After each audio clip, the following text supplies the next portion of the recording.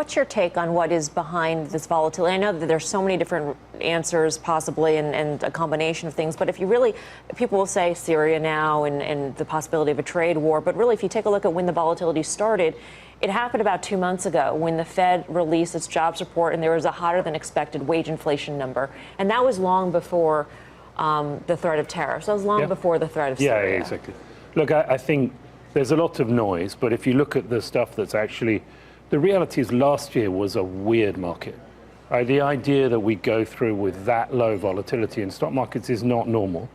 Mid-high teens is normal for stock markets late in cycle, and you can debate how late in the cycle we are, but it's been a long cycle. We're definitely not early in the cycle, right? Late in the cycle, you'd expect volatility to be on average higher. So really what we're seeing now in a sort of, you get 19, 20% equity market vol, that's pretty normal. We just all got used to seeing nothing happening. So, the bits of noise you can look at, the reality is there's enough going on to 1-2% moves every day. It should just be seen as the norm.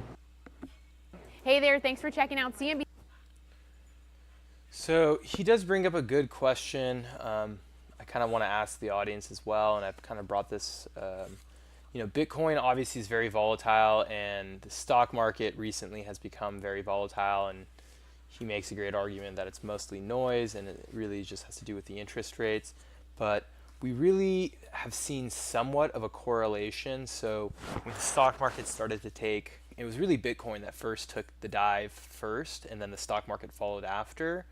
And it's not completely correlated, obviously, but I was hoping, and maybe not now, in the future we will see this, but when the stock market continues to go down, I was hoping to see cryptocurrencies to go up, and we didn't see that. In fact, Bitcoin and the stock market are kind of both in somewhat of a bearish trend. Now it looks like crypto is getting out, and the same could be said about the stock market. And in a way, that is not what I was expecting. What I was expecting is that commodities would go up if the stock market goes down.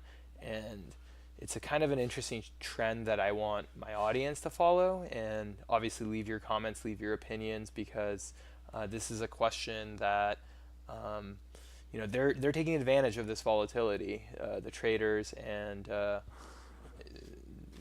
for now they're using Bitcoin futures. But when this volatility turns into a bear market, and if the US stock market and the bond market start to take a dump and crash, I am expecting that gold, precious metals, oil, commodities will go up, and I would assume that cryptocurrencies would go up and more people would take their money and invest it in crypto, especially considering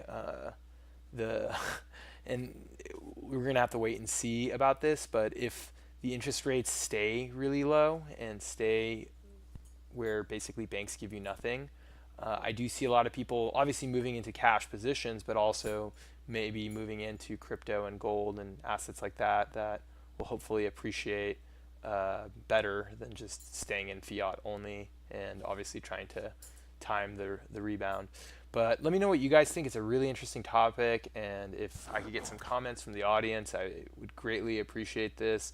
I've repeated it a couple of times, so definitely for this one, if you can leave some intellectual comments, I will definitely bring it up in the channel and we can further this discussion. I don't know if other YouTubers are talking about this, but I think it's something everyone should pay attention to.